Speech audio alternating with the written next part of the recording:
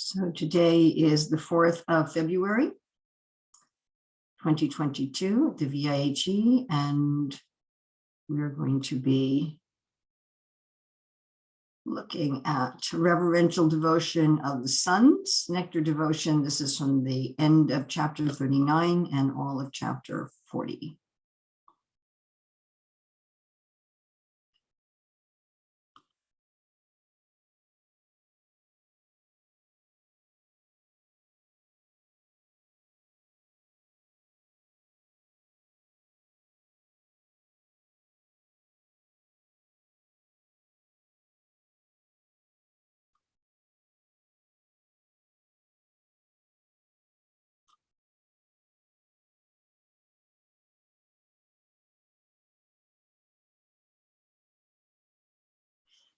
So we're in the Rupa Goswami's Western Ocean of the Bhakti Rasamrita Sindhu. We want to acknowledge especially Bhanu Swami's translation of Bhakti Rasamrita Sindhu and David Haberman's translation of Bhakti Rasamrita Sindhu. Also got help from Vijay Somasundaram, Hari Parshad, and Radananda Maharaj. So Bhakti Rasamrita Sindhu means the mellow or relationship of devotion, this nectar eternal ocean. And we're in Servitude. This is part 3 that we're discussing Servitude. Said this is the end of chapter 39 and all of chapter 40, which corresponds to Bhakti Rasamrita Sindhu 32143 to 178. We're just going to review the 2 types of servitude because here we're looking at the second type. So what we studied in the last 2 classes was Sambrahma Priti. That's a recipient of mercy who acts as a servant. We studied the various subtypes. There were 4 main subtypes, and then there were subtypes of the subtypes. That was Nectar Devotion chapters 36 and most of 39. Now, Gaurava Priti, which is the topic of this section, is a particular type of reverential servant who's part of Krishna's family or identifies him or herself as part of Krishna's family, someone who has the Lord's parental affection. And Rupa Goswami gives this for every one of these 5 primary staibhavs. He basically says the same thing, that when you mix the rati, when you mixed the staibhav with the other bhavas, with vibhava, with sattvika bhava, anubhava, vyabhichari bhava, then you get rasa. So rasa means you have all 5 of these bhavas. Then he defines Gaurava Priti. And this is more intimate than Sambrahma Priti. In general, in this Western Ocean, Rupa Goswami is going from less intimate to more and more intimate rasas. So the first rasa was neutrality, that has no intimacy at all. And then Dasya, and then within Dasya, he describes degrees of intimacy, right? Like the appointed servants, those who are under the Lord's protections, those who are in the Lord's associates, and those who are the Lord's followers. Each of those was more intimate. Now, this kind of Dasya ras is even more intimate because the devotee doesn't see the Lord just as a protector and maintainer, as a master, but as a father or older brother. So if we can think about this, in our own life, how we see our father or how we see an older brother or an older uncle, some older male family member who takes care of us, a grandfather also, that's different from how we might see an employer. We might have an employer we feel under their shelter and their protection, but it's not intimate like a family member. Or even if it's not exactly an employer, like those of us who are living in an ashram, like here I'm living in an ashram at a temple. So the local GBC, I'm under the protection and the care of the local GBC, but it's not as intimate as I felt with my father, or I had older brother-in-laws. So that was a much closer relationship, although there's still this mood of protection. Now, we'll look at this a little later in the presentation, but Gaurava means related to the parent as guru. If any of you know Sanskrit, so U expands as owl, like we have Kunti and Kaunteya, so related to the parent. And so the desire of a person in this rasa wants to act with God as a father, older brother, grandfather, uncle, in some way, to see the Lord as a superior family member. Jiva Goswami, this is from Jiva Goswami's commentary on Bhakti Rasamrita Sindhu 3.2.166. Now, of course, in neutrality rasa, one also can see God as the Father. And one sees God as the Father as Paramatma. Paramatma, Shriradakashai Vishnu, is the Father of the universe, but there's no intimacy. And so, as we studied in the neutral rasa, that there are many people in the world in many different religious systems who could be said to be in this neutral rasa, yes, and who might be seeing God as the Father of the universe. So I'd like us to think about what is the difference, and someone asked this question also, what is the difference between this Gaurava Priti rasa, where one sees Krishna as your literal father, and one of Krishna's queens is your mother, and Krishna is your father, or Krishna is your grandfather, or Krishna is your uncle, or Krishna is your older brother as a family member, and praying to the Supreme Lord as the Supreme Father of the universe. So we're going to go into a breakout room right now. I'd like you to discuss and then come back, and we know we're going to do 10 minutes in a breakout room to discuss what is this difference between seeing God as the Father in this rasa of servitude and seeing God as the Father. He's the Supreme Lord, he's the Father of everything. So we'll take a 10-minute breakout room.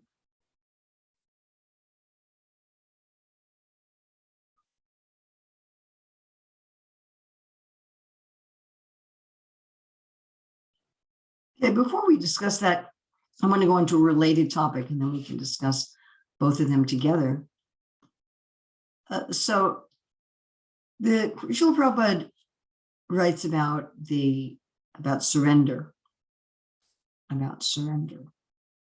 So there's 6 symptoms of surrender, and they're described a little differently in different places, especially one of them. But to accept whatever's favorable for devotional service, to reject whatever is unfavorable for devotional service, to believe that Krishna will always give you protection, to identify yourself with Krishna's devotees, and that can also be explained as to feel that Krishna will always maintain you.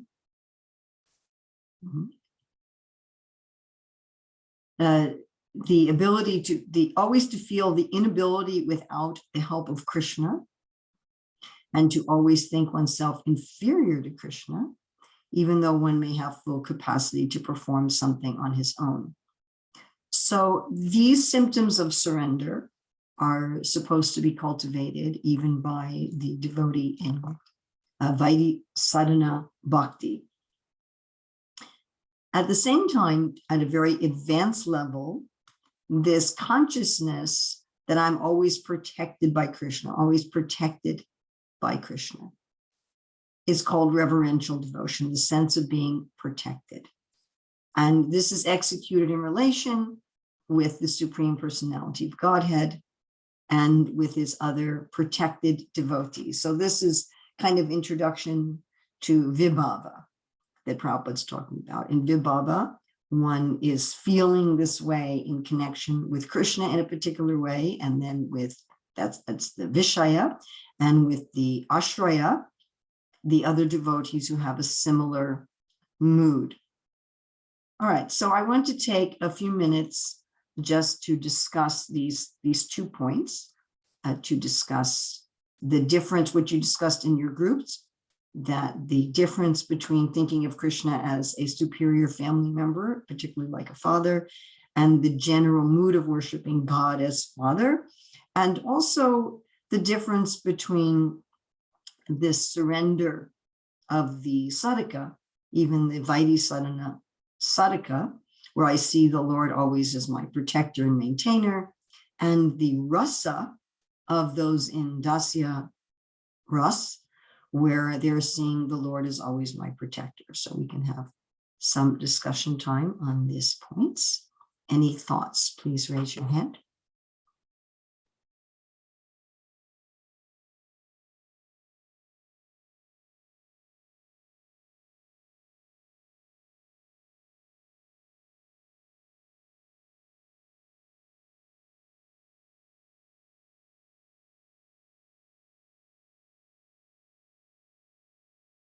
If nobody has any thoughts, we can go on. But does anyone have any thoughts? Anything from your breakout rooms or Costa Rica? Hare Krishna Mataji. So we were discussing the difference between the God acting as a father and someone thinking, someone seeing just as a Supreme Lord as a father. So in one relationship where someone is considering Krishna as his father, there is intimacy in the relationship. Where on the other hand, there is only awe and reverence. And also there is reciprocation. That means reciprocation and experience can be met when there is meeting and separation. On the other hand, there is no reciprocation, and there is reciprocation, but there is no experience of meeting and separation. It's funny about you saying no experience of meeting and separation, because in the neutral rasa, we do have hidden and visible, which is a kind of meeting and separation. But certainly for like ordinary religionists who are just worshiping God as the Father, is certainly not at least that personal meeting and separation. Thank you. Mahalakshmi?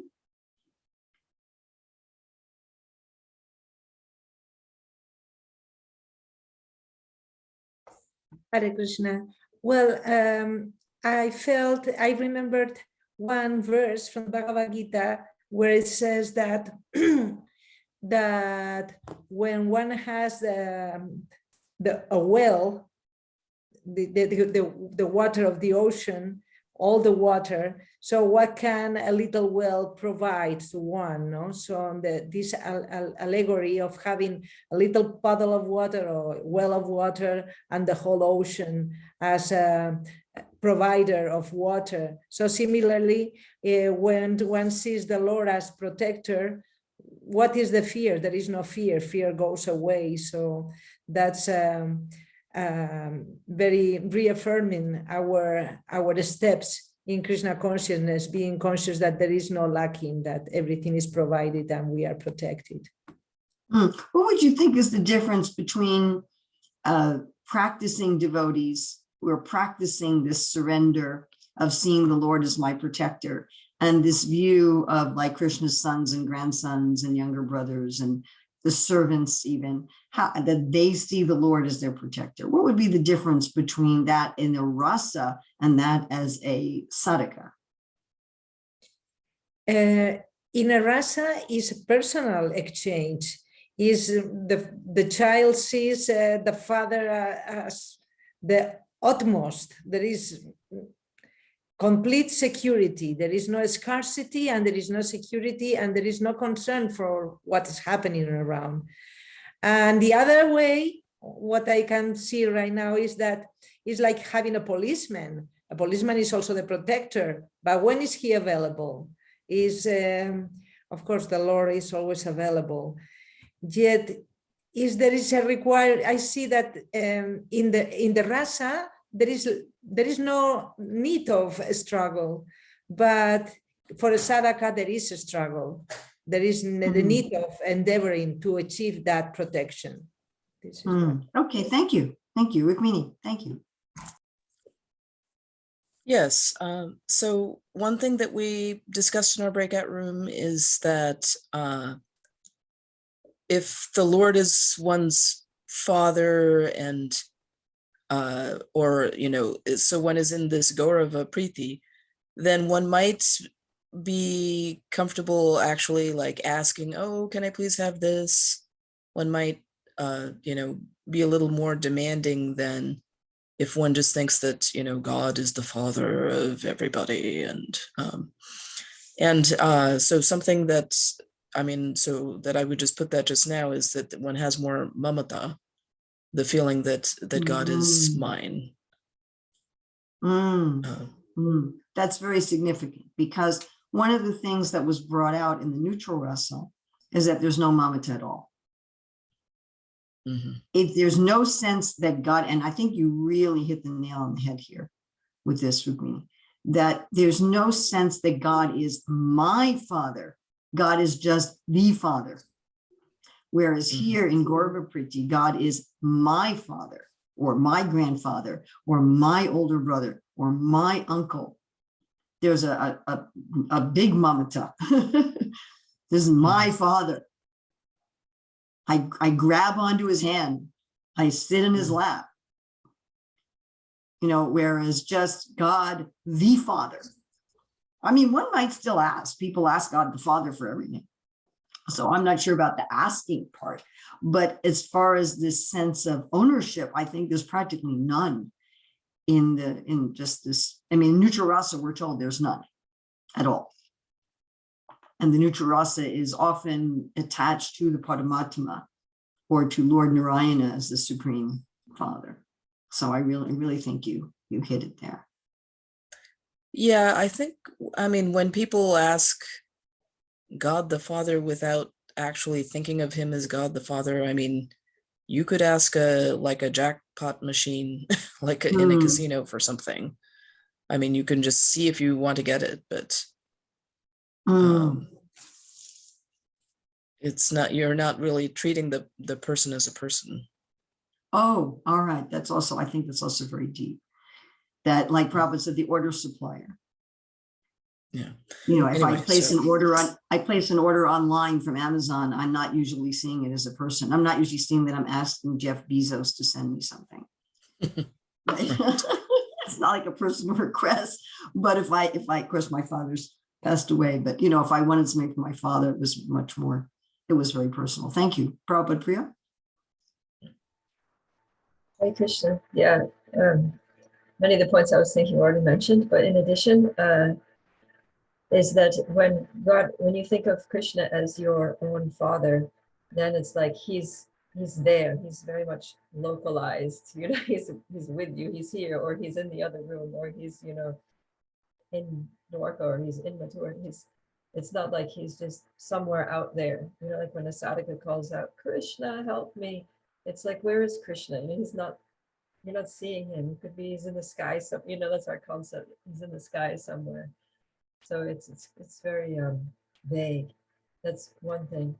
And another thing is that there's not so much of an emotional connection. It's more of a question of faith. I have faith that Krishna is there. He exists somewhere, somehow, and he will help me.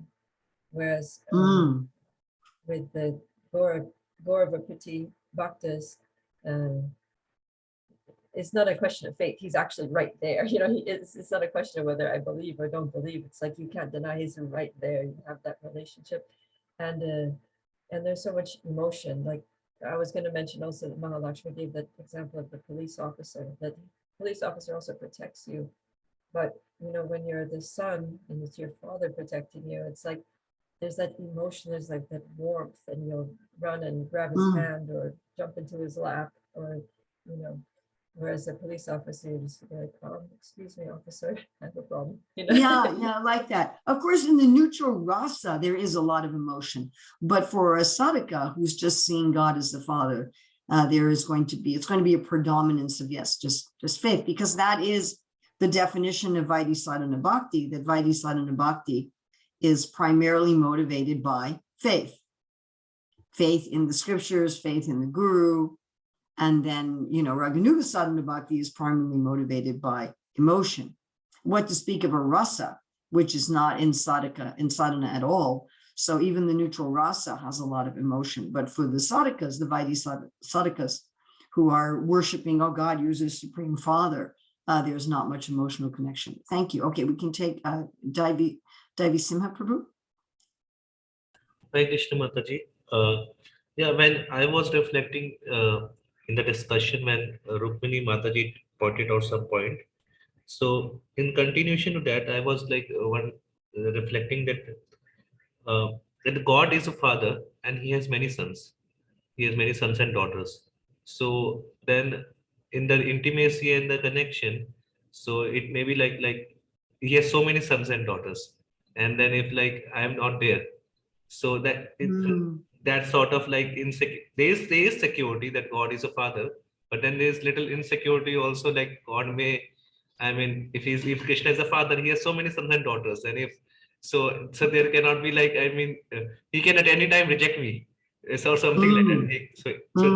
So there's security, but there's also like one insecurity, like in that way, which I am reflecting. And as a sadhaka, like the God as a father, when I was wondering, so I mean, in the terms of the intimacy, like we all go to the Mangalarti and other classes and other things in the temple programs. So there are thousands of people. Krishna is having so many bhoga being offered. So what sin, if Deva Simha is not there for one day?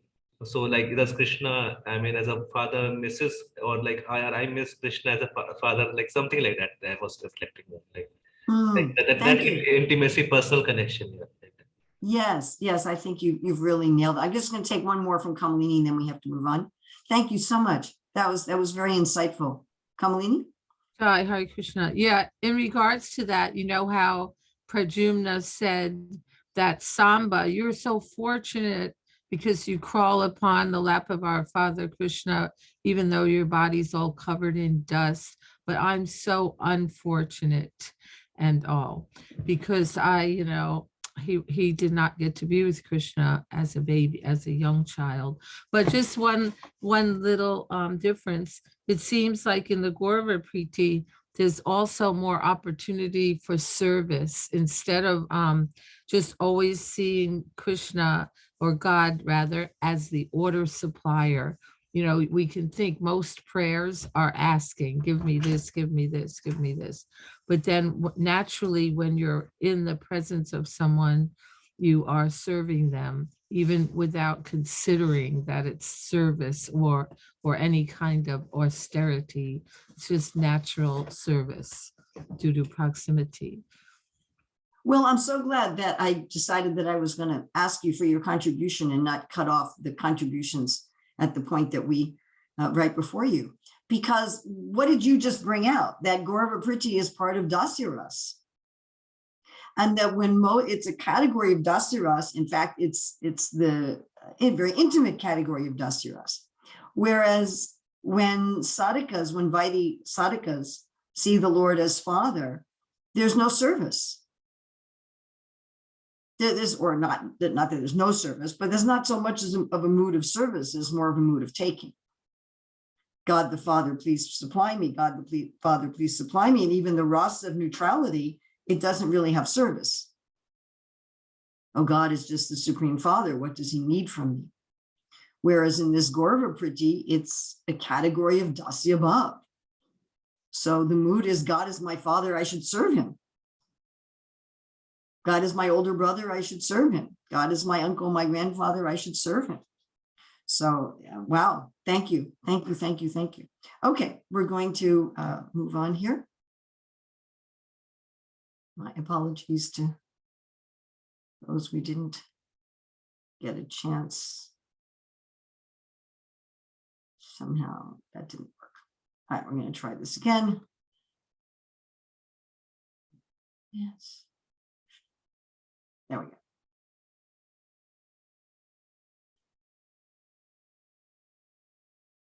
Okay. So now we're going to look at the Vibhava.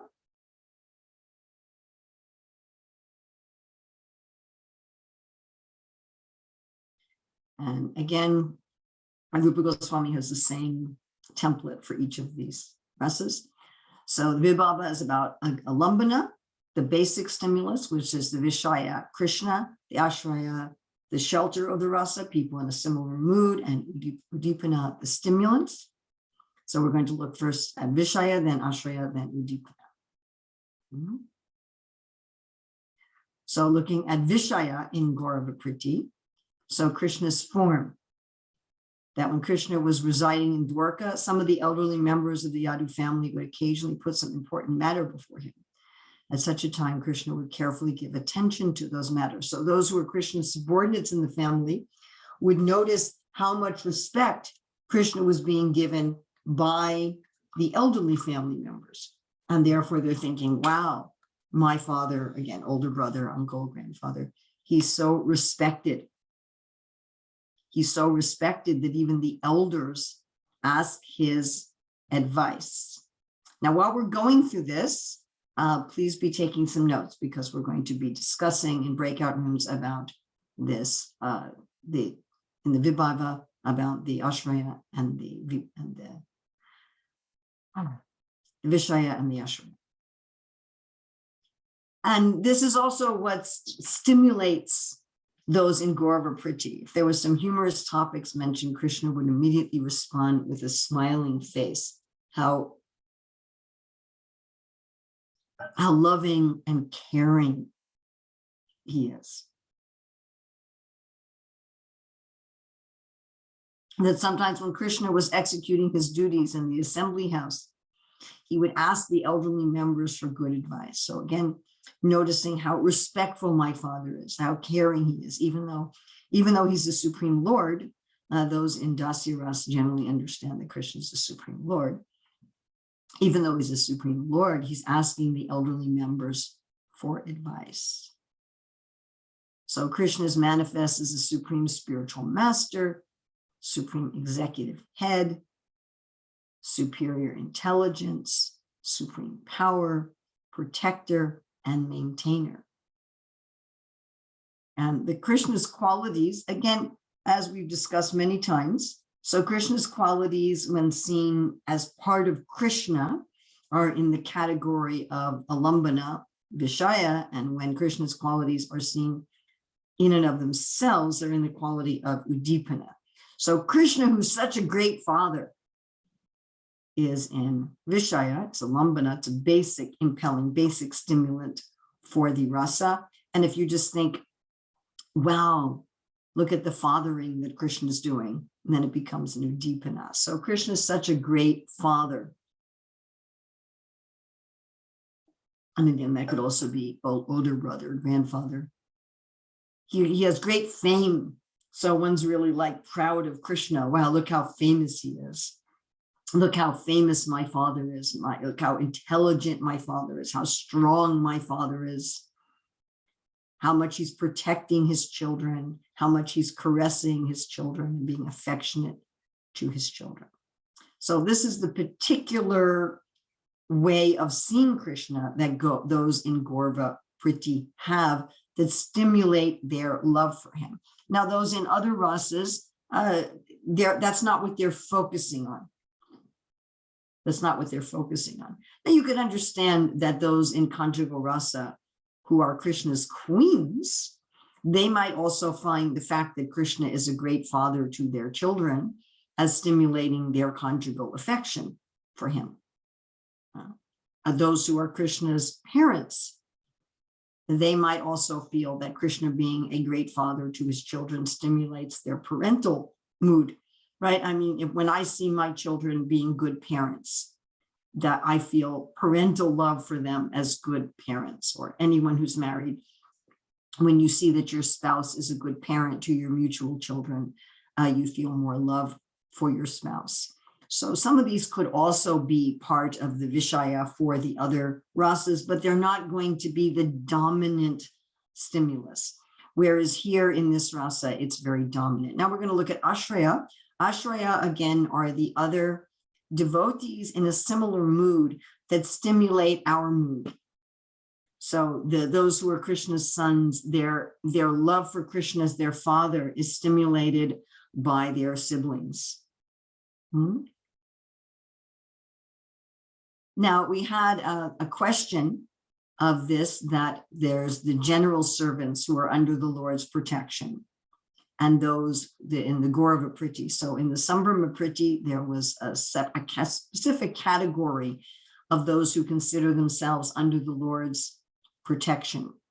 And here we have in Gorvapriti, they're also under the Lord's protection. So a little distinction here. And a distinction here is that the servitors in Dwarka, they always worship Krishna as the most respectable and revered personality. They're captivated because of his super excellent opulence as I'm such a wonderful master. And here it's mentioned in Dwarka, but this would also be true in a little lesser extent for the servants in Vraja, because the servants in Vraja have at least a little tinge of friendship, and their reverence for Krishna is not always because he's God, but it may just be that he's the son of Nandamars, he's the prince of Vraja. Now here in Gorvapriti, those who always thought themselves protected by Krishna could show a practical demonstration, because it was sometimes found that the sons of Krishna acted very unlawfully, but were nonetheless given full protection by Krishna and Balaram. So we had a question about this. And, you know, this is a very fascinating concept. In the material world, this is considered a very bad quality. So let's say, you know, your father is the chief of police, and you commit some, or political figure, and you commit some crime. And because that's your father, you don't get into trouble. I mean, this thing happens in the world all the time.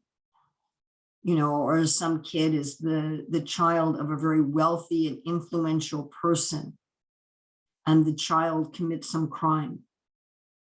And because the child's father is very influential and rich or politically placed, the child doesn't get into trouble, or they get into very minor trouble. You know, the parent comes and posts bail, and the parent gets the best lawyer, and the kid never gets into trouble. So this is considered an awful thing.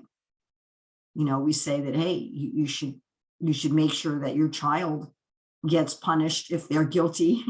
You know, if your enemy's innocent, they shouldn't get punished. And if your child's guilty, they should get punished. One should be equipoised. Well, the Lord is equipoised as Paramatma. As Paramatma, he's neutral. He says, no one is my friend, no one is my enemy. He's neutral. But in Rasa, he's not neutral at all.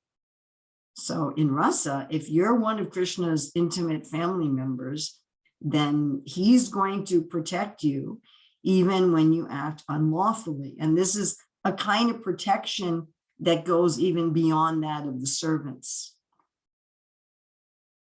So it's a special feature of this Gaurava Priti. And the primary example I can think of is Samba. And there's two instances with Samba. One is where he kidnapped Lakshmana. And Lakshmana didn't want to marry him. And this story it's always bothered me. I never liked this story, because the fact that Samba was able to kidnap a woman who didn't want to marry him. She wasn't inclined towards him.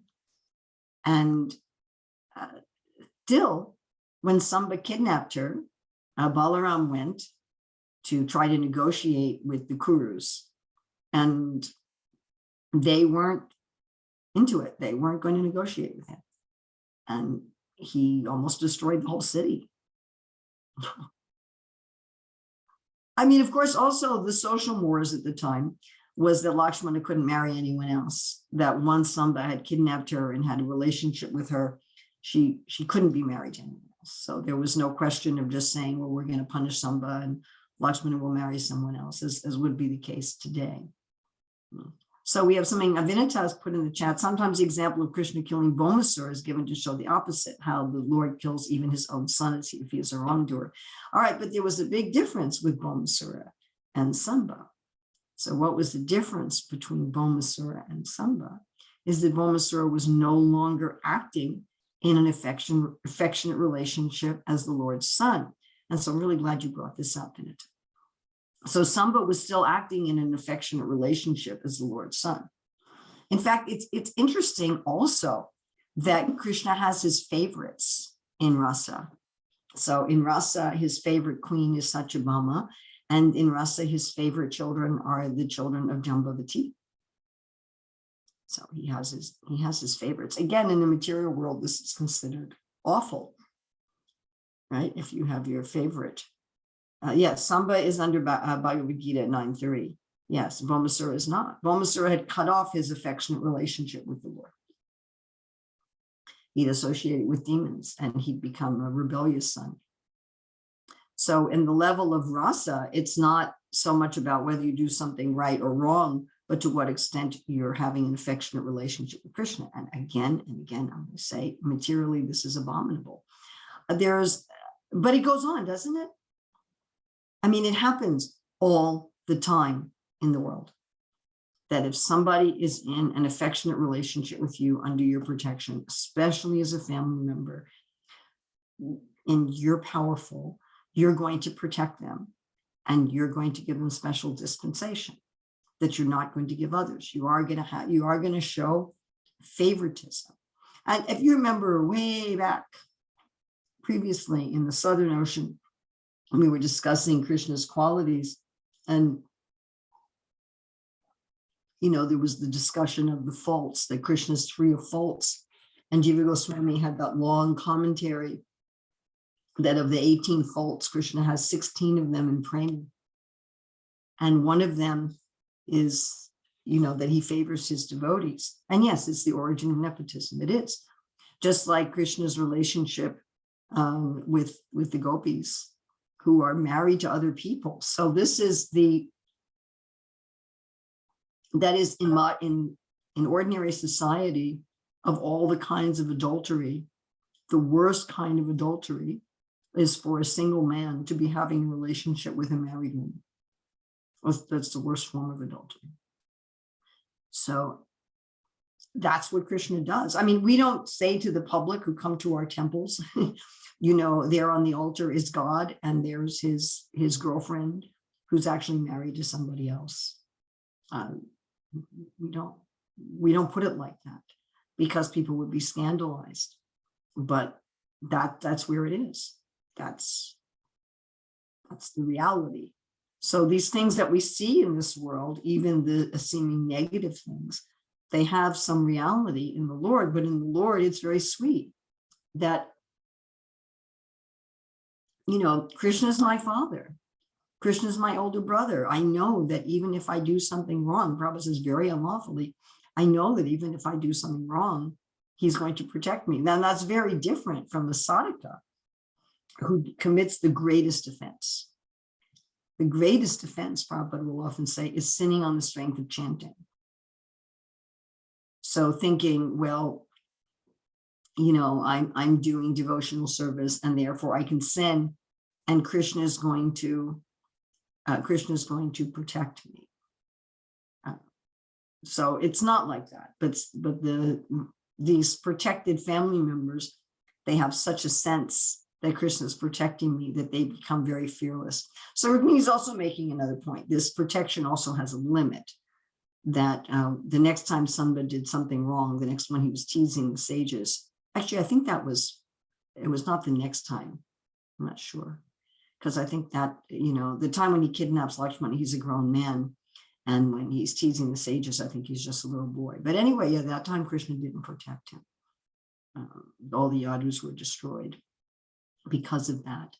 And I mean, I don't know, but it could be because in that case, it was an offense against the Brahmanas. And that Krishna doesn't, he's not going to protect you if you offend the Brahmanas. So there is a limit. I mean, there is a point at which, okay, sorry, kiddo, you did something wrong, you're staying in jail. Are there backbiting politics and ghastly form of corruption and power lobbies in the spiritual world? But there's no malice and there's no selfishness. There's only love. There's only love. Yeah, Akura also is an example. And Akura is not even in Gorva Priti. Well, I mean, Akura is an interesting person because he's an uncle of Krishna. So he's a superior family member, but he's in the mood of being a subordinate. And yeah, he did a very wrong thing because he was involved in the murder of Satyajit. And then he took the Shamantaka jewel like that. So yes, Dada Simha, everything that we find in this world, even the nasty things, have some form in perfection. And of course, you know, we might think like, whoa, then, you know, let me just merge into the Brahman.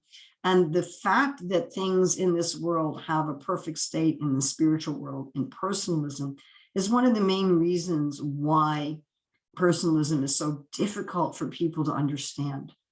And one of the main reasons why most of the major religions of the world teach some form of impersonalism. And one of the reasons why in Srila Prabhupada's books, he's constantly interweaving philosophy into these stories so that we understand that this is not material, it's not malicious, it's not harmful. Nobody's actually getting harmed. I mean, my big problem with the Samba and Lakshmana story is, you know, did Lakshmana actually fall in love with Samba? Did she actually decide that, even though at first I didn't want to marry him, now that I'm with him, I see that he's a wonderful person, and I'm happy that that's never explained. So I always wonder about that. And here, I guess that's why you have to give it the mentality of dualities in order to become eligible for liberation, what to speak of prema. Yes. Yes, thank you, Vinata. That is so nicely said. And I also see that this is a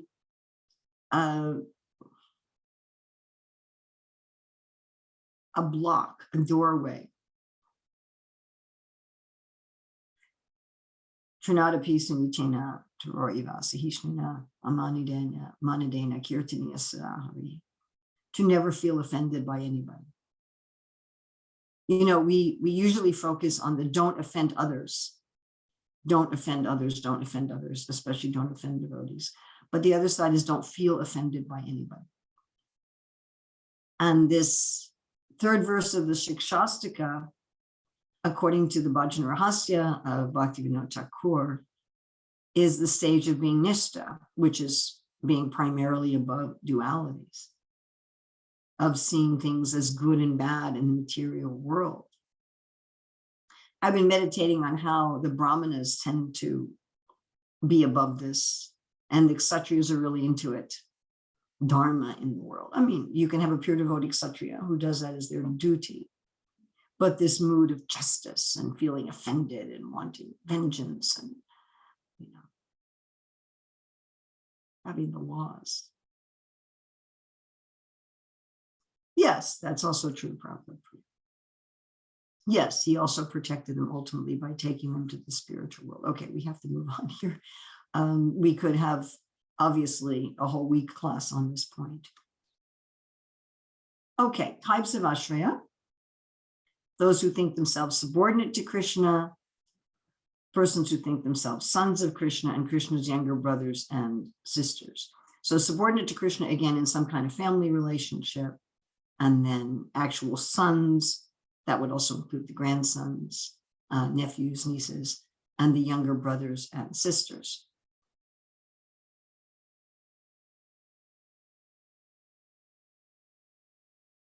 So the younger brothers and sisters were under the Lord's affectionate care.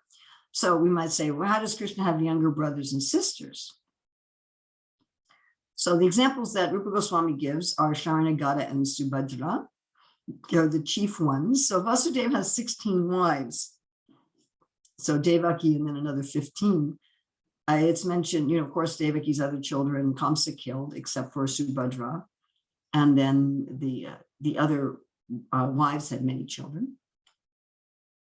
And many of them were younger than Krishna and Balaram.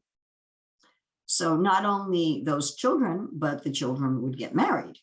So that means that there were also brothers-in-law and sisters-in-law who would also be like Krishna's younger brothers and sisters. The spouses of your younger siblings are also kind of younger siblings, and then their children, their nieces and nephews would also be in that category.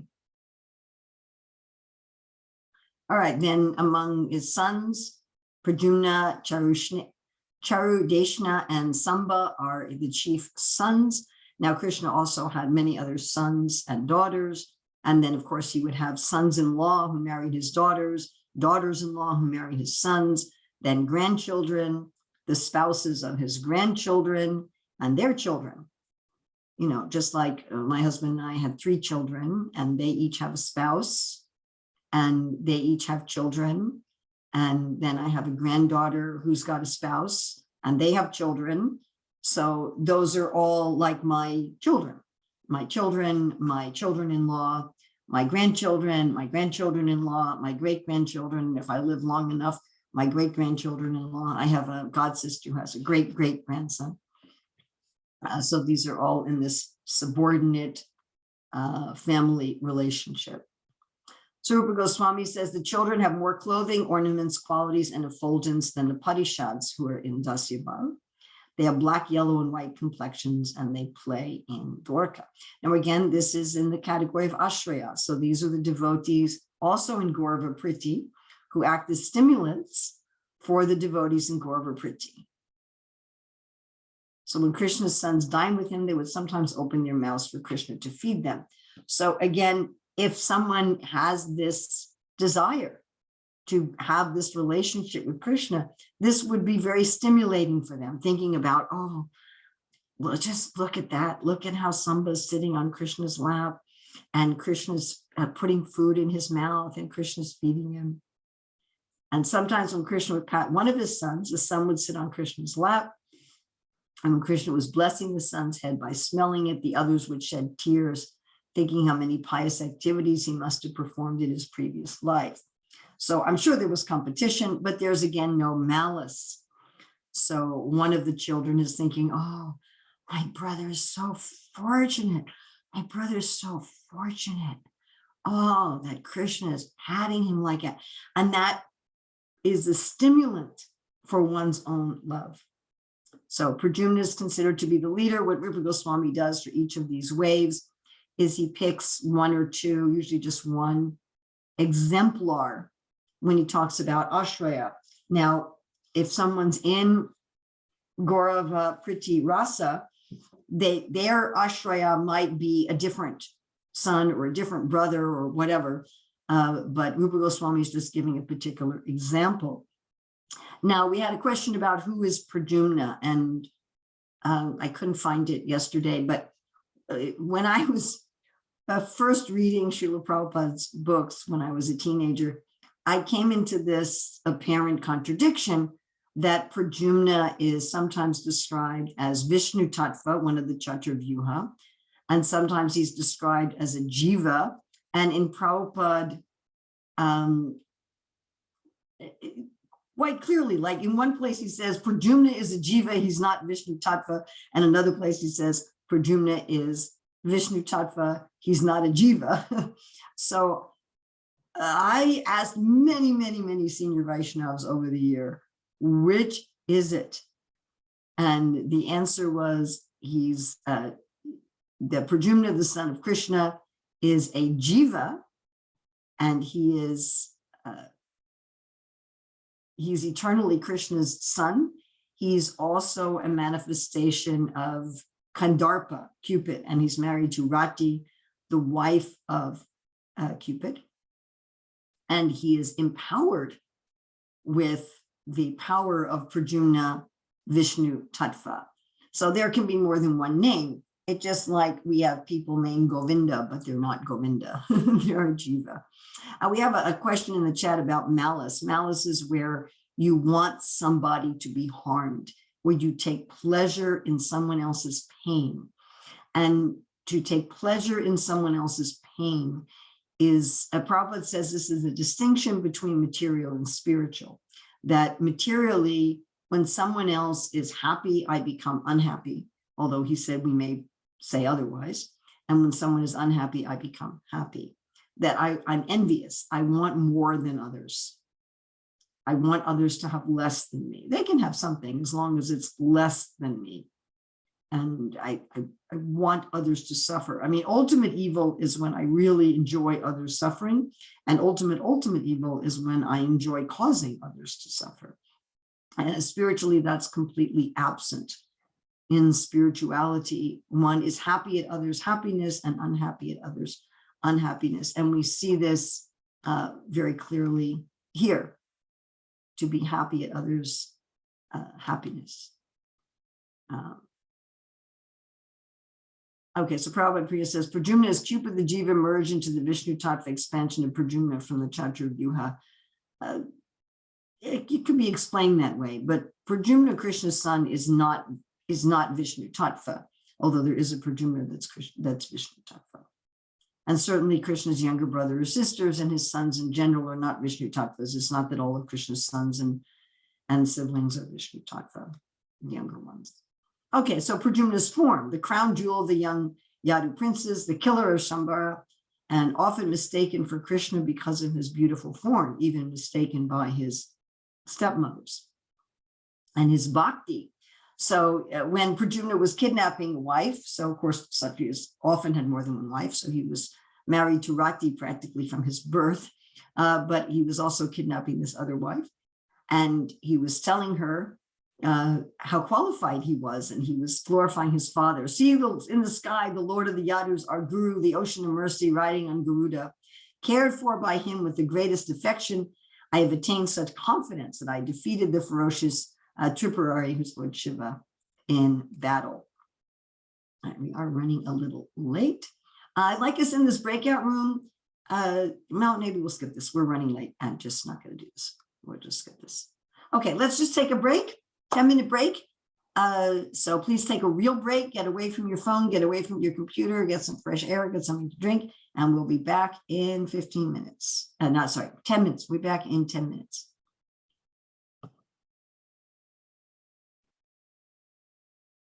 So we have here in the chat the evidence that Prajumna and Aniruddha are Vishnu Tattva as the chapter of Vyuha. And we have evidence given, okay, this is from Jiva Goswami and also Srila Prabhupada saying this. There is another place, yes, in Prabhupada's purport in 11430, there is another place, and I just didn't have time yesterday to find it, but I know it's there, where Prabhupada says that Prajumna is definitely Jiva Tattva, that Prajumna, the son of Krishna, is Jiva Tattva and not Vishnu Tattva. And I can't find it while I'm sharing my screen, but it definitely is also there. So I don't know. My conclusion is, I don't know. And as I said, I've asked many senior devotees over the years. I never got a satisfying answer.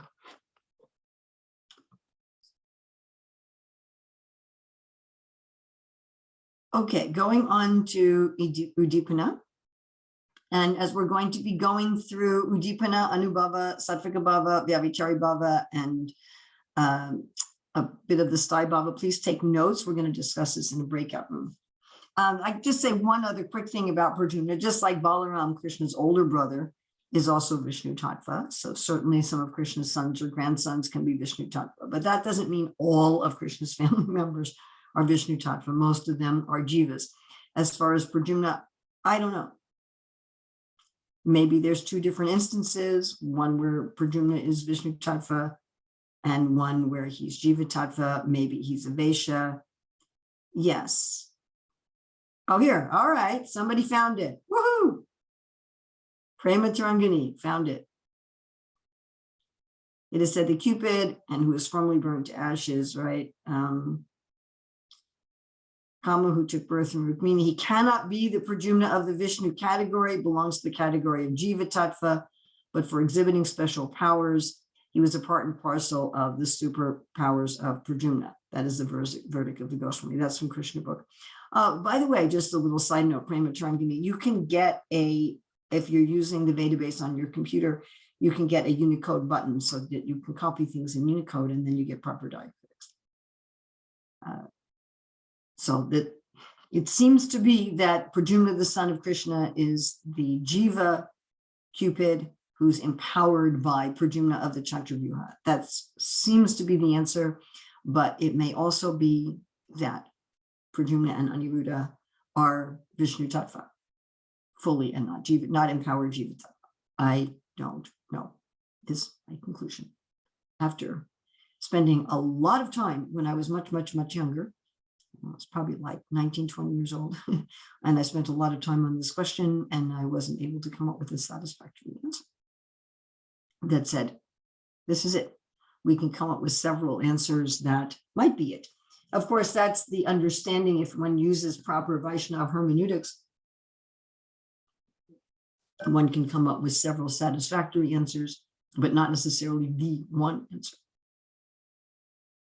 Okay, udipanas. So these are Hare Krishna. stimulants. Hare Krishna, Mother. Yes, yes. Please, I have some clarification. I want to make some clarification that the Prajuna, who is the son of Krishna and Rukmini, is the same Prajuna who is a member of Lord Krishna's eternal fourfold plenary expansion, the Chatu Viewer. Just been, did you just miss the whole discussion that we just had? It just had a 5-minute discussion now and in the chat. And before the break, we had a 5 or 10-minute discussion. Were you not here? Okay, since I wasn't there. Okay, maybe you were not here. But I thought it was part of the Chatu Viewer. Did you step out? I didn't step down. Okay, I'm confused because we just discussed that in the chat now and then previously. If it's still not clear to you, can I suggest that you look at what's in the chat, Prabhu? Okay. Okay, just review what's in the chat. My own conclusion is that there's statements both ways, that he is and that he isn't, that he is, he isn't, and he isn't, but he is at the same time. So that's just to confuse you further. My own personal conclusion is that there is not one right answer to that question. And why is there not one right answer to that question? Maybe there's more than one. In those sort of circumstances, we can be looking at more than one manifestation, where sometimes Krishna's son Prajumna is part of the Chaturvyuha, sometimes he's an empowered jiva. He's a jiva who's empowered by the Chaturvyuha. Sometimes he's a jiva. And another way of understanding this is that different acharyas that will perceive things in different ways.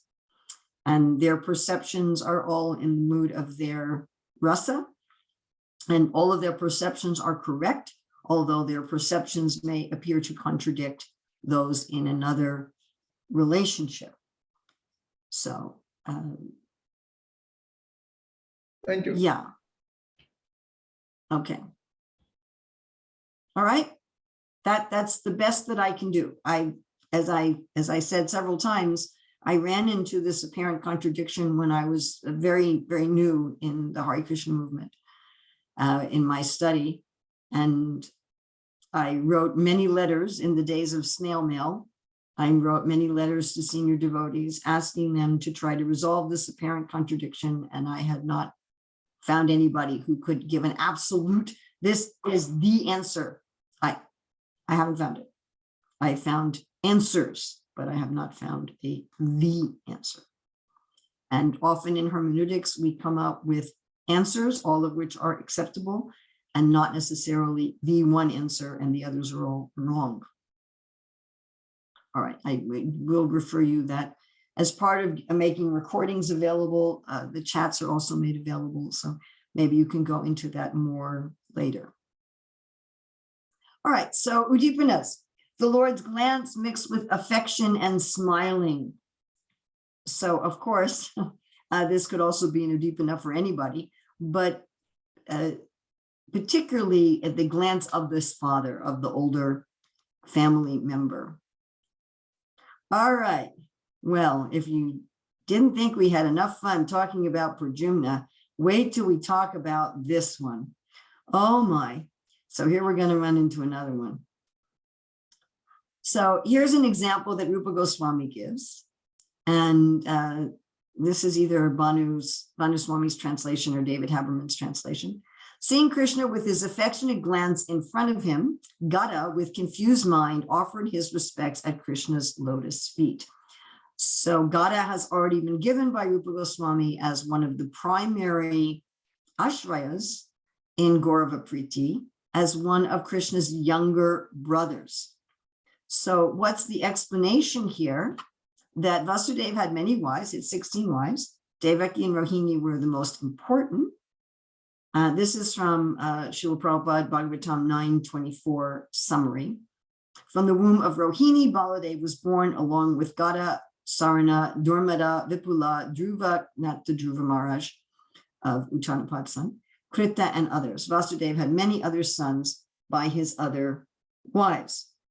So Balaram's full younger brother is Gada, who's therefore a younger stepbrother of Krishna. And this Gaurava Priti, again, it applies not only to Krishna's children, but also to Krishna's younger siblings and Krishna's grandchildren and nephews and nieces and so forth. Younger family members who see Krishna as like a father figure. So here's an example given in Udipana of Gada offering respects. Yes? Okay. And now we're going to look at how Srila Prabhupada translates the same verse. This is from Nectar of Devotion 40. The way Prabhupada translates it is, once when Krishna came before Lord Balaram, Krishna was anxious to offer his respects to his elder brother, but at that time Balaram's club was lowered down upon Krishna's lotus feet. In other words, the club in Balaram's hand offered its own respects to Krishna, and Prabhupada mentions that Balaram's unknowingly, Balaram wasn't aware that his club was offering respect to Krishna. So we have in the Sanskrit the words elder brother. So Banu Maharaj and David Haberman translate this as Gada is offering his respects to his older brother. Srila Prabhupada translates it as Krishna wanted to offer his respects to his older brother. So the name Balaram is not in the Sanskrit, just older brother. All right, then Banuswami and David Haberman are translating Gada as Gada, the person who was previously mentioned by Rupa Goswami as an exemplar of this Gaurava Priti, the child of Vasudeva and Rohini. Srila Prabhupada is translating Gada as Balaram's club. So certainly in terms of the context, the translation as Gada as a younger brother, offering down his respects to his elder brother, seems the most relevant to context. At the same time, Prabhupada's giving this other translation. Now, we had a number of questions. Wait, Balaram is the elder brother, and this Gaurava Priti is about younger family members. So I can give two possible explanations for this. We're not going to find, as far as I know, explanations from other, it's not like, I don't know of any other acharyas who translated this particular verse in this way, nor would I know how to find such a thing. So first thing is that this Dasya Ras pervades all of the rasas. And as we mentioned, one of the exemplars of Dasya Ras is Akura, who's Krishna's uncle. So sometimes those who are elderly family members, also Ugrasena has some Dasya Ras. So even sometimes the elderly family members of Krishna can have some mixture of Dasya Bhav. Now, generally, Balaram is not described like that. Balaram is described as having Sakya Bhav mixed with Vatsalya Bhav. And Vatsalya Bhav is diametrically opposed to Dasya Bhav. Dasya Bhav, one considers oneself a subordinate of Krishna, and in Vatsalya Bhav, one considers oneself a superior to Krishna. Krishna is the subordinate. So it seems to be an incompatible situation that someone who's a superior considers himself a subordinate. But it does sometimes happen, even in our ordinary worldly experience, that there are some times when a parent may feel subordinate to a child. It does happen, or a teacher may feel subordinate to a student. So that's one possibility here. Another possibility that I considered was that the person offering Gaurava Priti respects is not Balaram, because Prabhupada says that it was unknowing on Balaram's part, but that what was offering respects was Gada, the club, that the paraphernalia, the weapons of the Lord are also persons, and that this club may have a relationship of Dasya Bhav with the Lord, and it may have a relationship of Dasya Bhav with the Lord as a family member.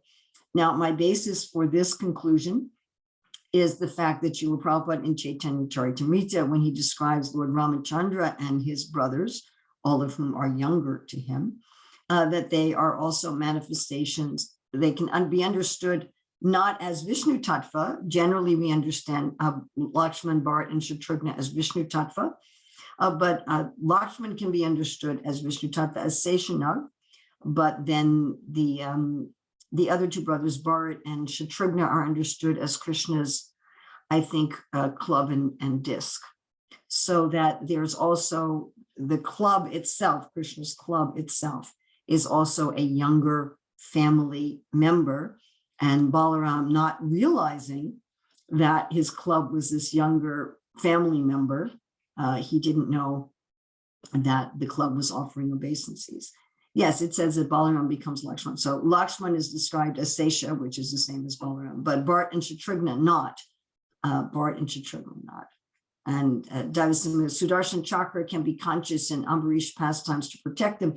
If you look at the prayers to the Sudarshan Chakra in Ambarish's prayers, he praises the Sudarshan Chakra as God.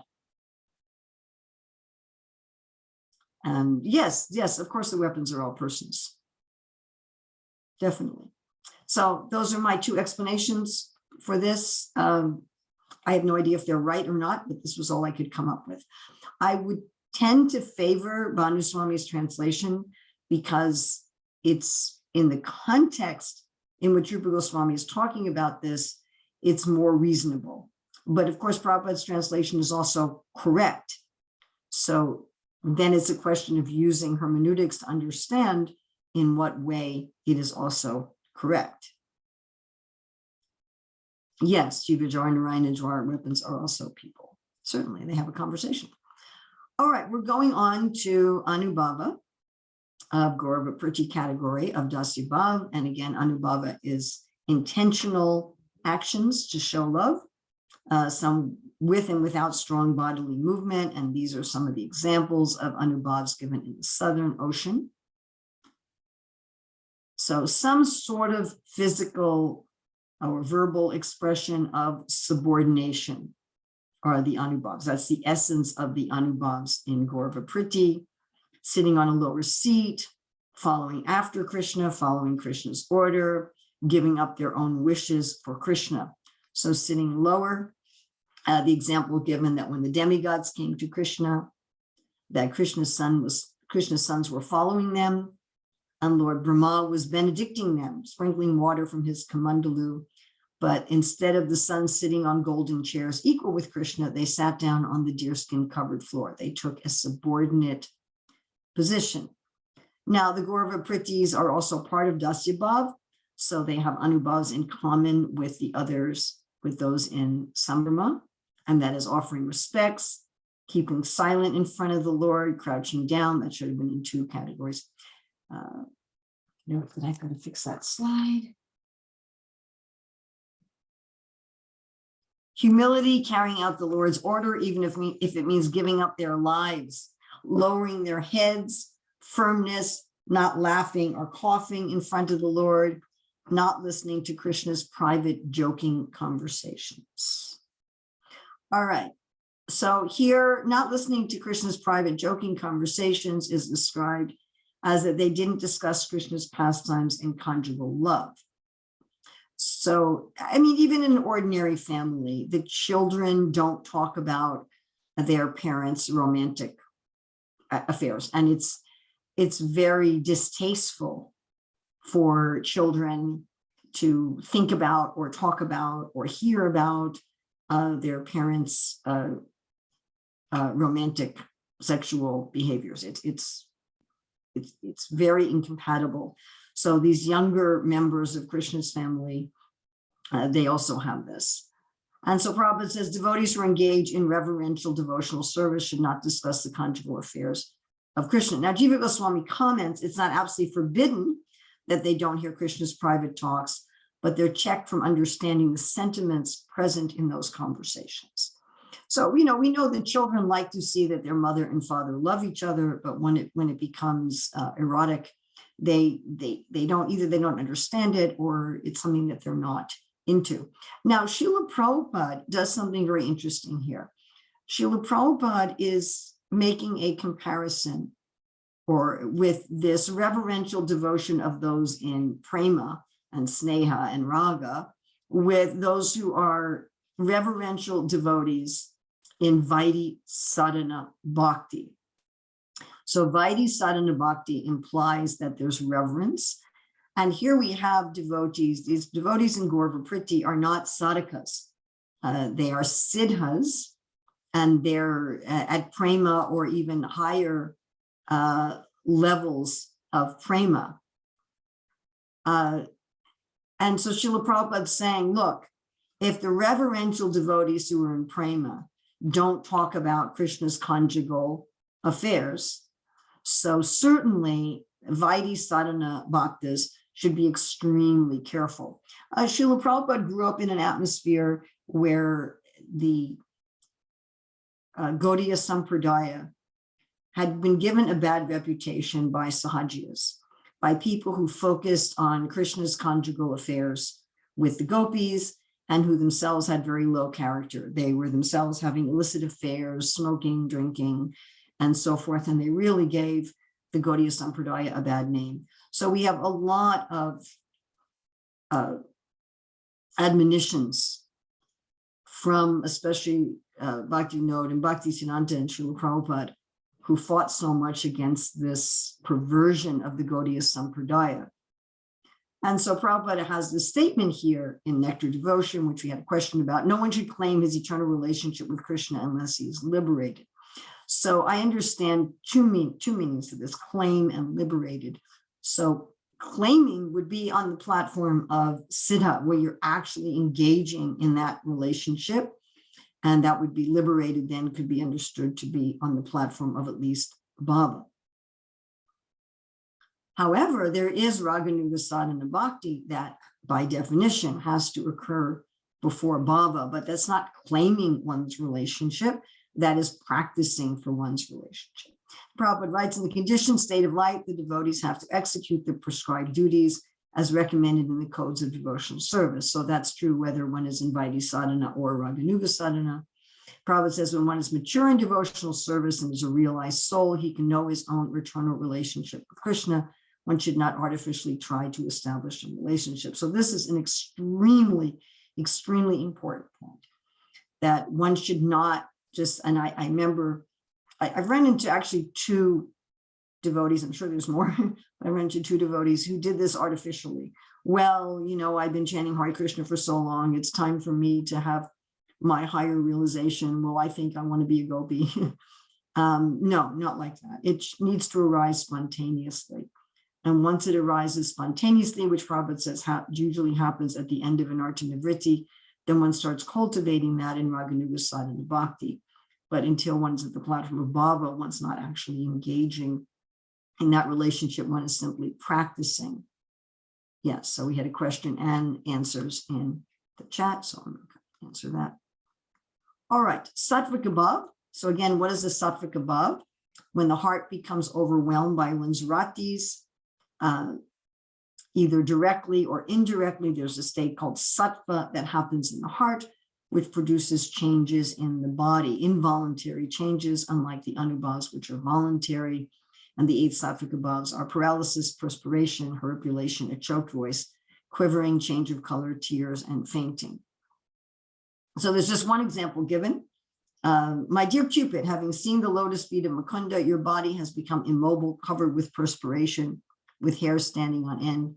Your body is imitating a flowering thorn bush spread with snow. Of course, Cupid is Prajuna, and we're not discussing again who is Prajuna, but this is about Prajuna.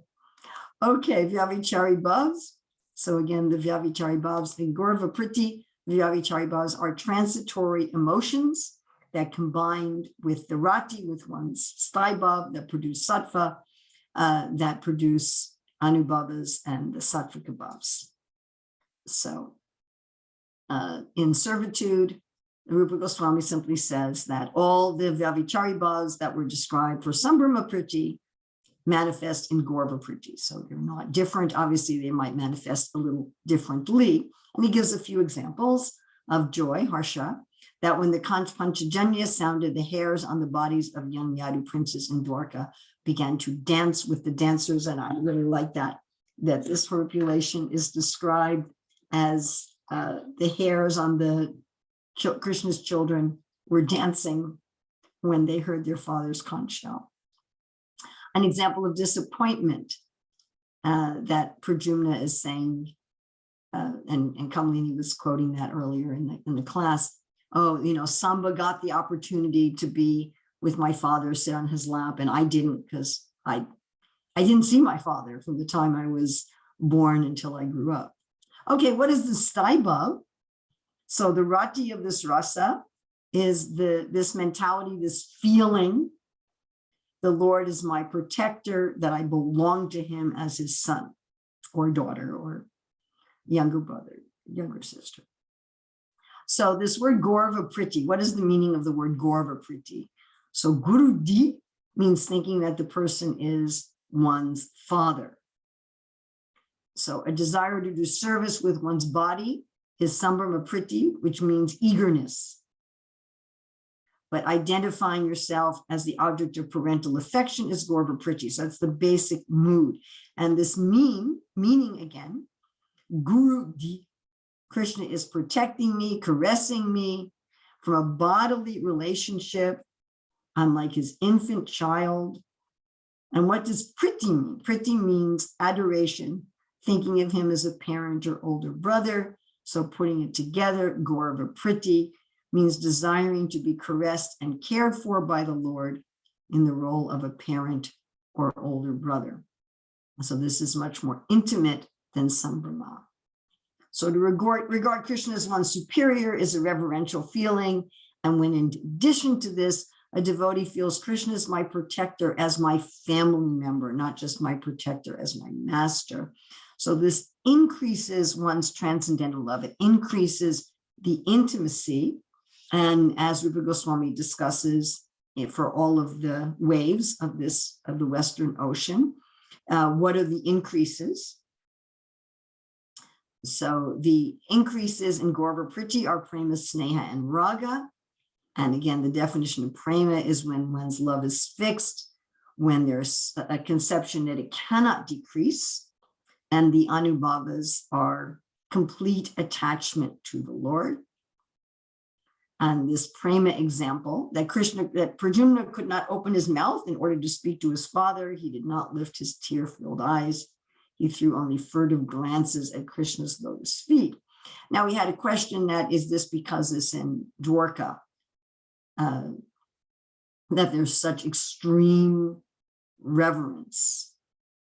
Or is there such extreme reverence because of a different idea of father than we have in the modern Western world? In the modern Western world, one's relationship with father is not at this extreme.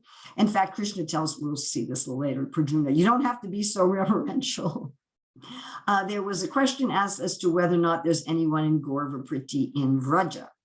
And I thought it was an interesting question because in one sense we could say in Vraja everything is there. And certainly there are those in Dasya Bhav, in Sambrahma Priti, in Vrindavan, like Raktak and Patrak, although they have a tinge of friendship. And my answer is, I don't know if there's anyone in Gaurava Priti in Vraja. Now, we do know that it states in Bhagavatam that 15 of Vasudev's wives were hiding in Vraja, or were staying in Vraja. Only Devaki was in Mathura with Vasudev during Kamsa's reign. And during that time, of course, Rohini gave birth to Balaram. So she was able to visit her husband in Mathura and become impregnated by him and stay in Vrindavan. So is it possible that some of the other 14 wives also visited their husband in Mathura and had children that were younger than Krishna and Balaram while they were in Vrindavan? And so there were other children.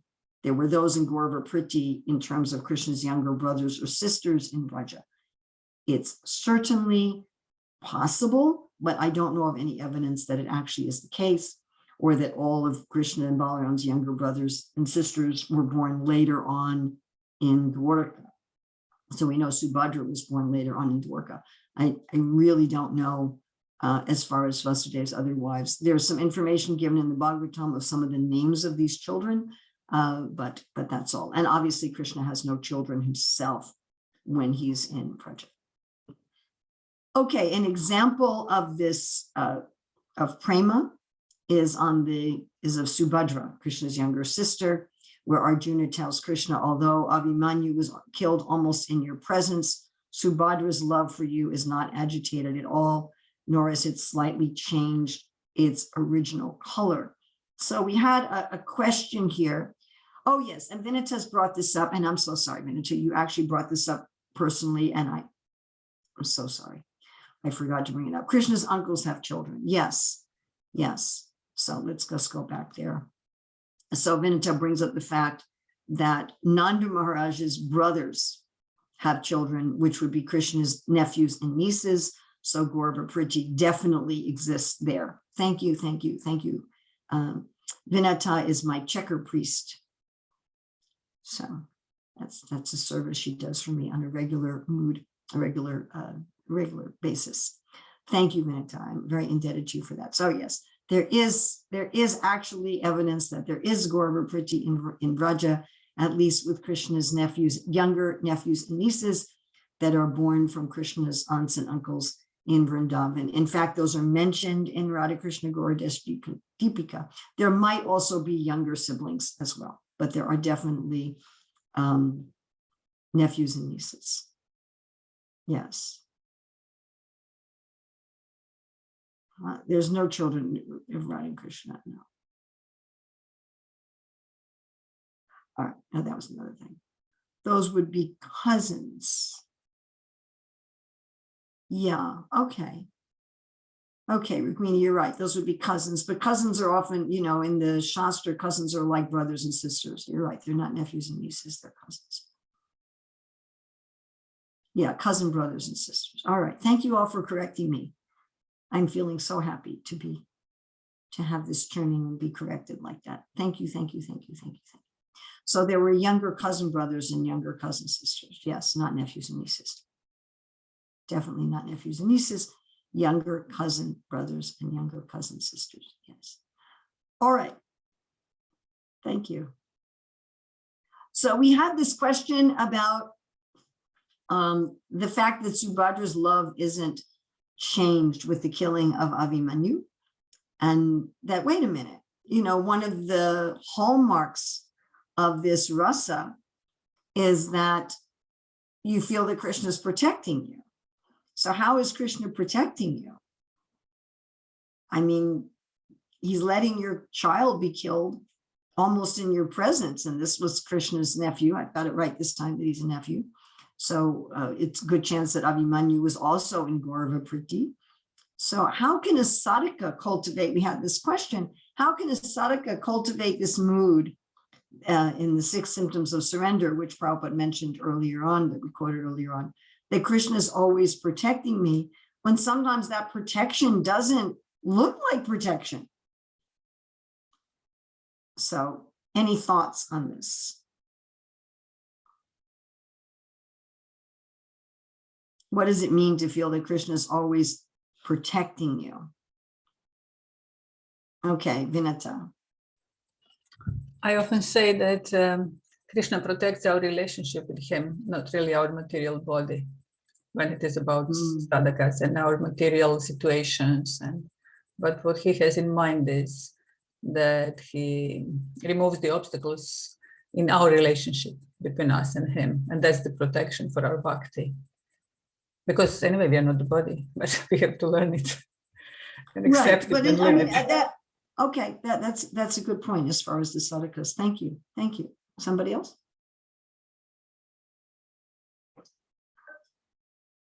Anybody else? Rukmini just put in the chat. Kshatriya died most gloriously in battle. Being invulnerable would not be a proper Kshatriya. Oh, okay, I like that. If you're invulnerable, you have to be able to die gloriously in battle. It's part of the thing of being Kshatriya. Yes, Kamalini.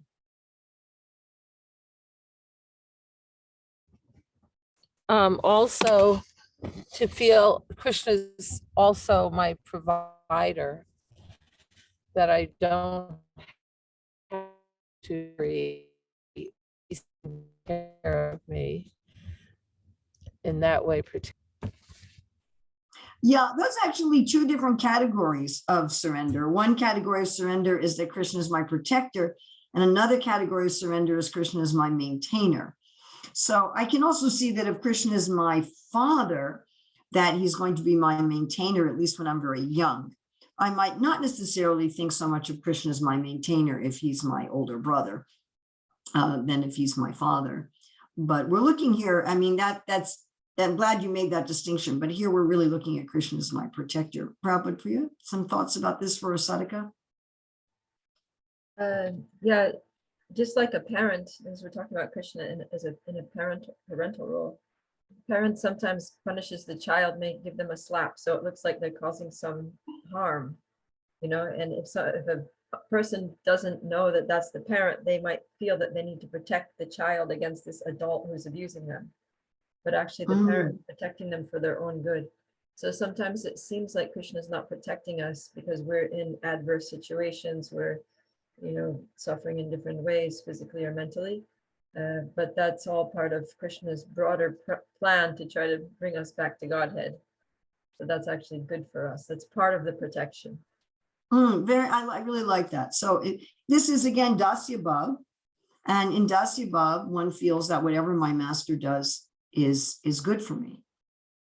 And especially if we have this mood of a parent, that Krishna is my parent or my older brother or my uncle, or that everything he does is good for me. Yes. And the other children might not think, and other adults might not think that. Other adults might not think that this is actually being done out of love. So very nice. Okay.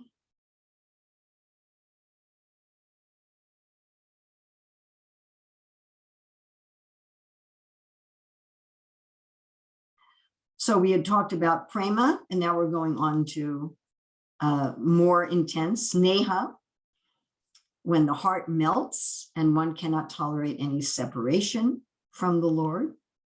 So this is an example of Prajumna's heart melting, where Krishna says, Prajumna, stop that excessive trembling and relieve your choking voice. Wipe the tears from your eyes and look at me. Give me your hand full of goosebumps. Oh, child, what is this veneration for your father? Now, Krishna's heart's also melted. Then the next stage of intensity is raga. Happiness minus Krishna becomes sorrow. Sorrow plus Krishna becomes happiness. And one will even give up one's life. Now, I remember when I first read this next example in Nectar of Devotion, I thought it was just like, whoa, it was just like so tense that if indicated by his father, Prajumna will immediately drink poison as if it were nectar. And if his father does not permit it, he will reject nectar as if it were poison. So this is raga, and had a lot of time with discussions. So we're going to skip that breakout room too. Sorry about that. And we're going to go on to, okay, Vinita said, what is the sequence of these steps after prema? Are they equal for all rasas? The answer is no, they're not the same for all rasas. So in neutrality, we had, what was it? Ordinary and intense. So now we're at Dasya, and we have prema, sneha, and raga. And we're going to see as we go through the other rasas that they're a little different. It's very complicated in conjugal, which Rupa Goswami does not get into in Bhakti Rasamrita Sindhu. He gets into it in Ujjvala Nilamani. I know they're different for each rasa, which is one of the reasons why Rupa Goswami is explaining this in the Stai Bhav portion for each rasa. So in the Stai Bhav portion for each rasa, he's explaining these degrees of intensity as they apply to that particular Stai Bhav. Okay, we're going to go now to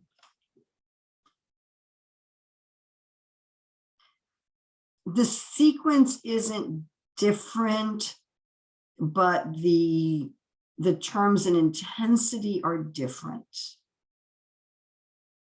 No, this isn't different. It's not a different sequence, but different level that one can attain. Yes, sequence is same, level one can attain is different. And how they're defined is different. Like in neutrality, it's defined as just ordinary and intense. We were saying neutrality, there isn't prema, it stays at bhava. All right, meeting and separation.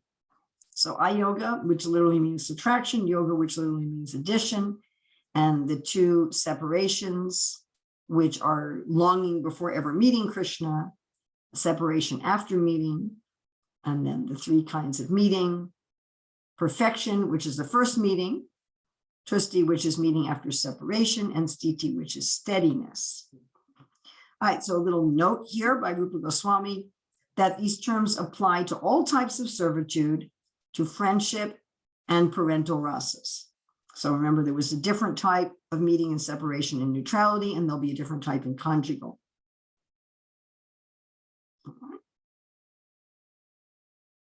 So subtraction, which has two categories. Again, ukantikan, longing before ever meeting, and viyoga, separation after meeting. So we're going to look at ukantikan, longing before ever meeting the Lord, and Gaurava Priti. So the examples given of Prajuna, who was kidnapped right after his birth. So he says to his wife Rati, he said, now I've killed Shambhara, I'm very anxious to see my father. So he hadn't seen his father yet, even though he was grown up and Krishna's son. He had not yet seen Krishna. Okay, separation after meeting in Gaurava Priti. Prajuna says, since my father has left Dwarka, I do not take much pleasure in practicing fighting, nor am I interested in any kind of sporting. Dwarka now seems like a prison.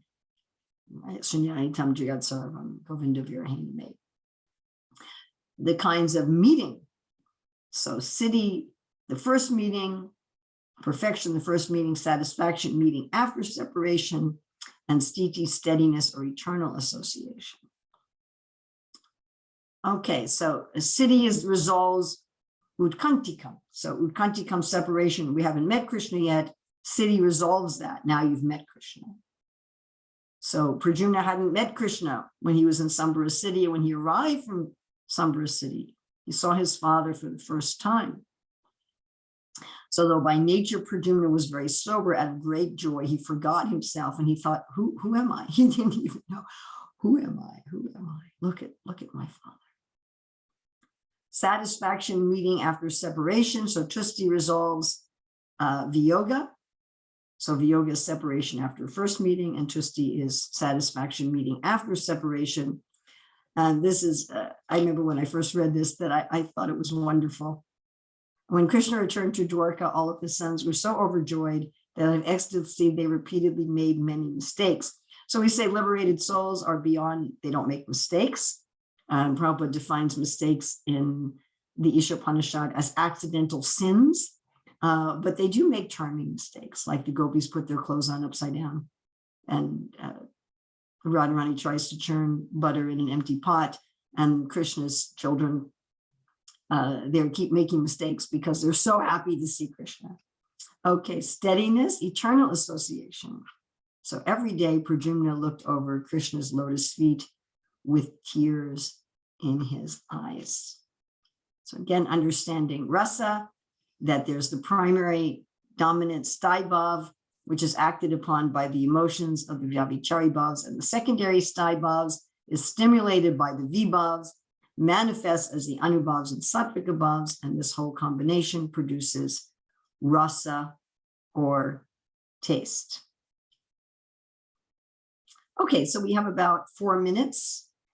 If there's any other general questions or discussions, sorry, we didn't do 2 of the breakout rooms that I planned because we had more discussions than I had anticipated for. I see Vineta has a question, but I want to ask anybody else who hasn't said anything yet. We have a number of people who haven't said anything. Any of you have any questions or things that you'd like to? Maharaj, is there anything that you would like to add? Bhakti dear Damodar Swami, is there anything that you would like to add from this class today? Any comments that you have or any questions? Not yet. Okay. Thank you. Okay, Vineta?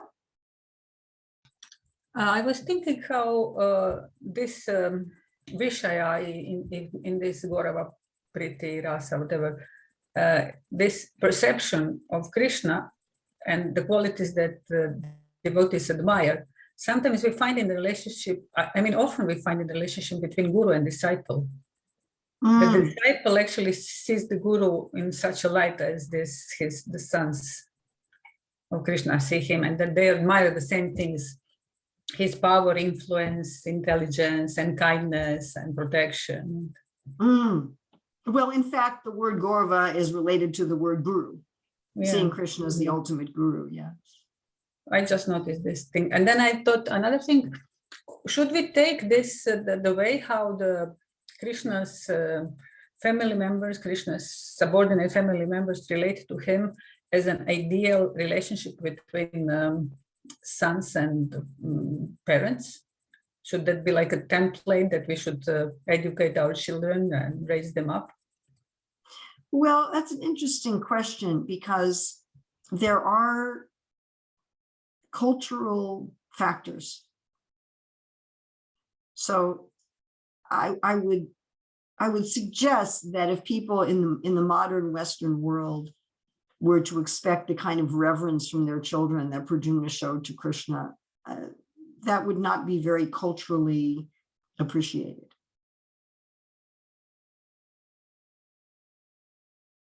You know, there are some applications according to time, place, and circumstance. Can we look at it as if Krishna is setting the example, how he wants the family to look like? What is his idea of the family?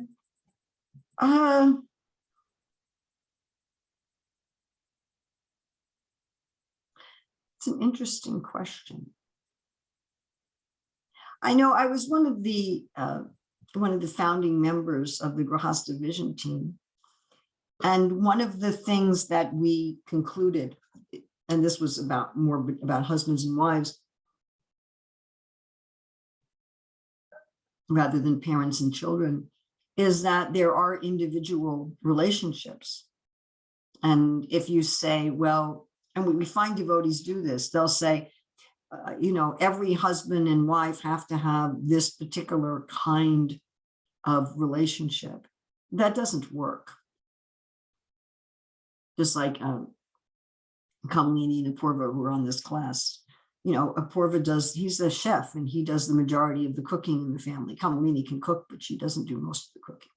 So if we say, you know, well, in every family, the wife should do most of the cooking, or some of my dear friends, after they had an arranged marriage and after they got married, the wife went to cook and it was a disaster. And then one more time she went to cook and it was a disaster. And after 2 times, her husband said, you are never allowed back in the kitchen. And so she's never cooked after that. Now she's a very successful businesswoman. They contributed $500,000 to the TOVP. And they're very much partners in preaching, but she doesn't cook. And Prabhupada said the wife should cook. So, you know, I think it's a little difficult to say, well, this is one way. Also, another thing to keep in mind is that Prajuna is given by Rupa Goswami as the example in the Ashrae category of someone in Gaurava Priti. However, it's a very high likelihood assumption, judging by what we know of the other rasas, that each of the devotees in Gaurava Priti has somewhat of a different relationship with Krishna. I mean, I have 3 children, and each of my 3 children has a somewhat different relationship with me. My older son has much more of a reverential relationship with me than my younger son has, for example. And I think that's what it is. I mean, like in Ujjwala Money, Rupa Goswami describes at least 350 categories of gopis, and he says there's a lot more. And when we go to friendship rasa, then Rupa Goswami says some of the friends are really like to joke with Krishna and insult him, and some of them are not like that. Some of them are much more quiet and respectful. So I'm sure that there's also a variety of parenting relationships. And if we're going to take this as a template, then what are we going to do with Samba?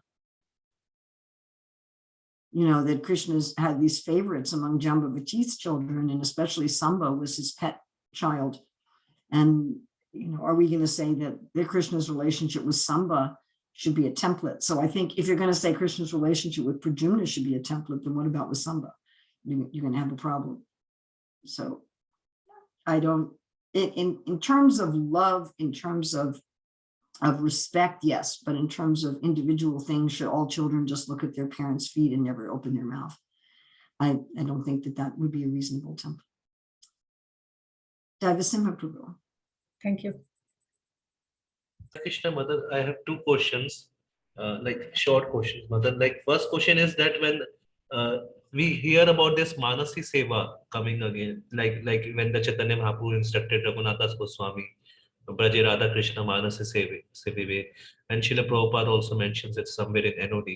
So at the same time, we discussed that that Prabhupada saying that the discussion of the conjugal affairs of Radha Krishna is like Prabhupada didn't encourage it much. So I mean, so what does this Mansi Seva is actually like? Can a sadhaka do it, or is it, what is the mood of like Prabhupada, Bhaktisiddhanta, and Saraswati in that regard? Is the first question. And second Okay, question. well, let's stop there. Let's do one at a time. Okay. Otherwise I'll get confused. This topic is really answered in the Eastern Ocean of the Nectar Devotion. So it's really answered in the section on Raganduga Sadhana Bhakti. So there are 2 types of sadhana bhakti, which is mentioned by Srila Prabhupada in chapter 2 of the Nectar Devotion, Vaidhi sadhana bhakti and Raganduga sadhana bhakti. Vaidhi sadhana bhakti is when, with the main impetus for one's practice of devotional service is faith, and that faith is faith in primarily in Shastra, and may also be faith in Guru. One has a taste. In fact, Rupa Goswami says the qualification for taking up sadhana bhakti is taste. So one has a taste, but it's not a specific taste, and it's not the main thing that impels one. In fact, a lot of what impels one is fear. I don't want to take birth again. You know, I don't want to be in Maya. And you'll see that devotees in Vaidhi sadhana bhakti, when they preach about Krishna consciousness, their focus tends to be on what's bad about the material world. Their focus tends to be on getting out of Maya. That tends to be their focus, because that is their focus. Their focus is on, I want to get out of illusion.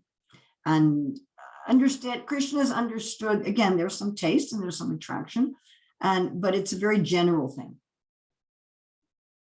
Now, even in Vaidhi sadhana bhakti, a person may have some inclination more to one form of Krishna than the other, or particular pastimes or particular devotees.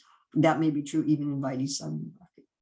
But at a certain point, as one becomes purified, Prabhupada says that when most of the anarthas are removed, then one gets a spontaneous realization on the emotional level, not on the intellectual level, of some attraction to a particular relationship with Krishna. And it's very much compared to our physical development, that when we're children, and one day something happens and we're not exactly a child anymore. And it's not just physical, it's also psychological. That psychologically we get different desires. Our desires change. And we take out our toys and there's no happiness in our toys anymore. What's motivating us is something different. What's driving us is something different. And this also happens in Bhakti, that we get some impression, some emotional impression, some desire impression in a particular rati awakens. It's not rasa yet, it's a particular rati. And when that awakens, then one starts Raganduga sadhana bhakti. So Raganduga sadhana bhakti would be particularly at ruchi and ashakti, and probably in at least part of nista. So then one is still following the rules and regulations externally, but within one's mind and within one's heart, one is focusing on the particular, one is doing this manasi seva, as you mentioned, one is focused on the particular pastimes that attract one, and that gradually matures and develops, so that at the point of prema, one is actually experiencing rasa. And we previously, at the end of the Southern Ocean, we talked about how there's some of these emotions, especially some of the secondary staibhavs, such as fear and lamentation and ghastliness, may appear to be negative, but those who are in bhava have some idea that they're positive, and those in prema are actually tasting rasa, know that they're positive. Does that answer your first question? Okay. Second question. Yes. Second question is that, like, generally we, when as a sadhaka, when some comes into, when one joins the movement, we hear the different goal statements. One goal statement is liberation. One goal statement is getting out of this world in one sense. And one goal statement is Krishna Prem. Then one goal statement, not often spoken, but we understand it is Radha Dasyam, especially in the Chaitanya Mahaprabhu's philosophy. Then, so is the goal statement being decided by the sadhaka, or is it revealed? Or and in the revelation, does Krishna considers the choice of the sadhaka, or is it like a, I mean, can sadhaka aspire and cultivate any particular sort of goal statement, or is it like totally being controlled by Krishna, or totally being... Okay, so we're not Chinese communists. Chinese communists, they assigned you your occupation. They didn't care what your propensity was. So let's look materially. Krishna says, Chatur Varnyam Mayashristam Guna Karma Vibhagashaha. One should have an occupation according to one's natural qualities. That's true materially speaking. And Krishna says twice, don't do someone else's work. He said someone else's work is bhayavaha, it's a vehicle of fear. So materially, for our conditioned, false, temporary identity, Krishna wants us to earn our livelihood in a way that's in accord with our nature, and doesn't want us to do someone else's work, even if we can do it perfectly. That's true materially. Why would Krishna want us to do somebody else's thing in our ultimate spiritual identity?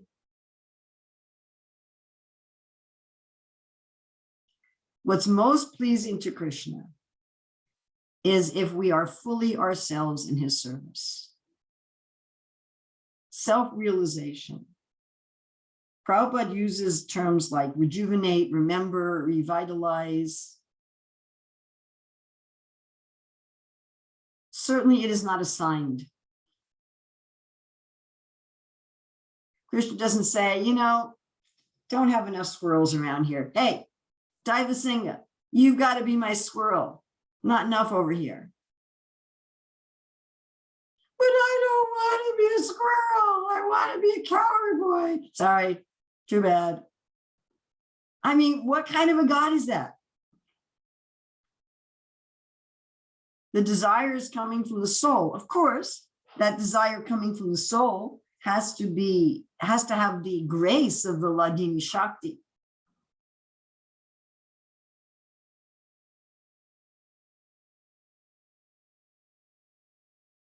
So this is a big discussion.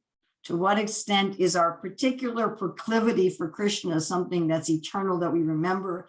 And to what extent is our particular proclivity for serving Krishna the result of our association? This is a very big discussion. Our fellow member of the Shastric Advisory Council, Gopinath Acharya Prabhu, has written a very intense scholarly paper on this topic.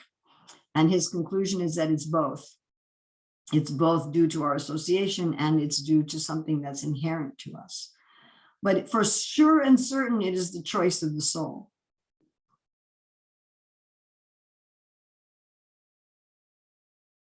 For sure and certain, it is the choice of the soul. And for those of us who understand it to be something that's without beginning, how could we say, well, how can there be a choice if it's a beginningless choice? But it's still what the soul is attracted to.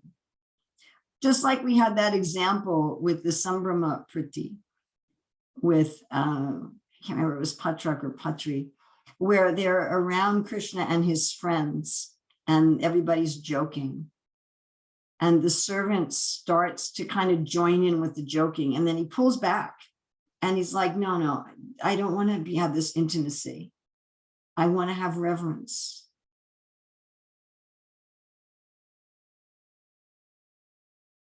So each jiva has a taste they want to taste.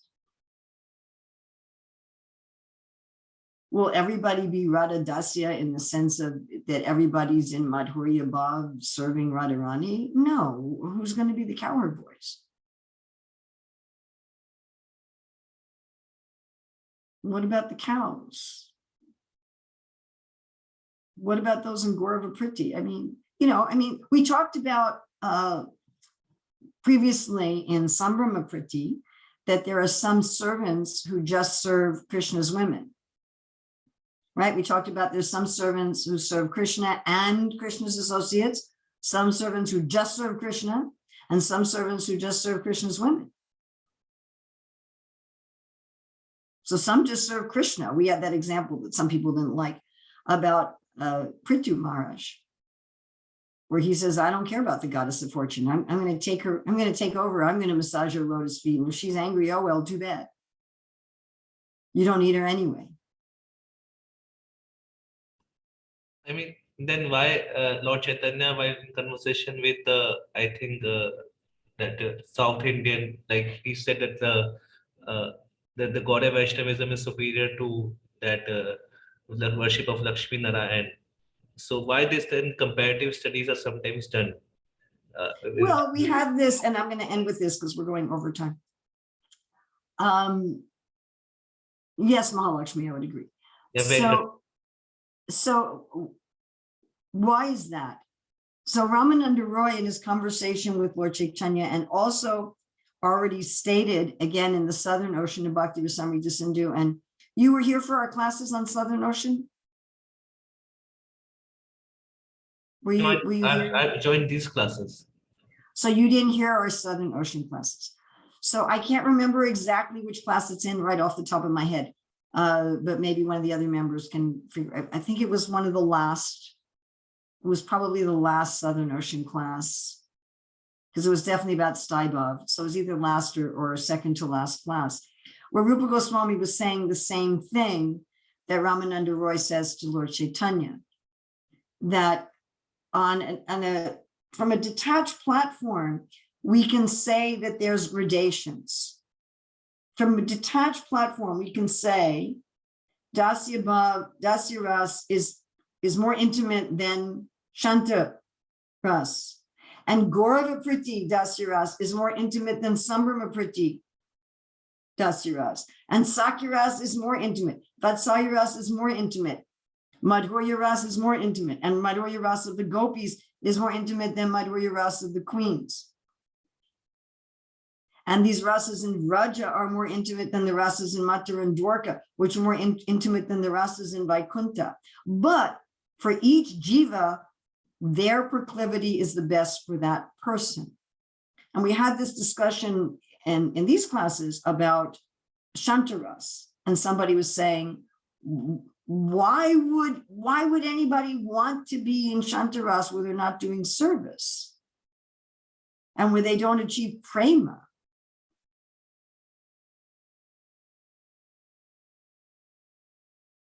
because they don't want it. And I gave the example that I don't like to eat spicy food.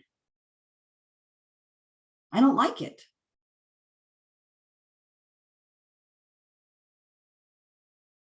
You know, for someone else, if there's no chilies in the food, it's inedible to them. And then for me, if there's chilies, it's inedible. So those in Shantaras, they don't want that intensity of prema. They want to stay back.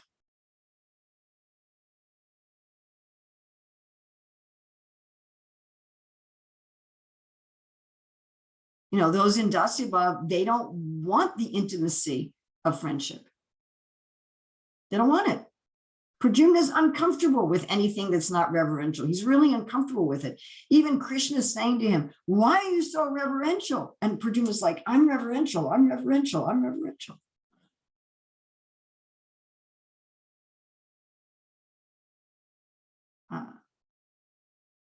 Rukmini, our scholar, talking about niche construction. Such wonderful people in this class. I am actually the servant of all of you. So it's what one wants. And having this idea of Radha Dasya, if one is only in Vaidhi Bhakti, focusing on that is very dangerous. It's artificial. Maybe you're not in Radha Dasya. And there you will be meditating on it artificially. And Bhaktivinoda explains that doing that will prevent or hinder, not prevent, but it will hinder the awakening of who you really are. Just like thinking materially, you know, if your parents are pushing you to get into IT and actually you're a musician, it will be very difficult to even realize you're a musician. They never bring any musical instruments home. You're just simply focusing on IT all the time. So for an immature devotee who hasn't yet had some awakening, someone in Vaidhi Sadhana Bhakti who hasn't had an awakening to be meditating on a particular rasa, it makes it very difficult for the actual rasa to manifest. So better in Vaidhi Sadhana Bhakti, we can understand, yes, you know, our acharyas have said this is the highest, but it may not be the highest for me. It may not be the highest for me. So let me serve Krishna and see what manifests. And when that manifests, then to each jiva, they're really going to feel this is the highest for me. This is what I want. And when other things are offered, they're going to know, I don't want that.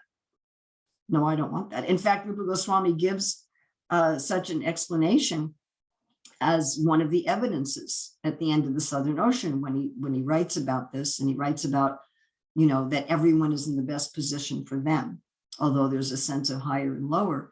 And one of the evidences, and Prabhupada talks about this as well, is what is it that's attracting us and what is it that's not attracting us? You know, if we hear about people and if we hear about Prajumna's reverence and we're like, well, yeah, I don't want to be that reverential with Krishna. Oh, awful. Then that, you know, that's an evidence, at least to those who are, you know, at the platform of Raganduga Sadhana. In Vaidhi Sadhana, it may be due to one's conditioning or whatever. But at Raganduga Sadhana, it's the evidence that you go, oh, I don't want that. Or someone go, wow, I really want that. Oh, wow. That's the idea that Prajumna is the Ashrae. That you hear about Prajumna, you hear about Gada, you hear about Subhadra, and you're like, oh, yes, I want that feeling. Or others will go, no, I don't want that feeling. You can eat that. It's not my taste. All right, we do have to, and now we have gone way over time, which is one of my principles that I do not like to do. I never anticipated we were going to have so many deep discussions on Gaurav Priti, and I had to jettison 2 of my breakout rooms. So thank you very much. Whatever good you have found here has come from Srila Prabhupada and my gurus and Rupa Goswami, and whatever bad I've done is all my own responsibility. Please ignore the bad, and hopefully you can take the good. Srila Prabhupada ki jai. Yeah, thank you very much. Thank you, Mataji. Thank you all.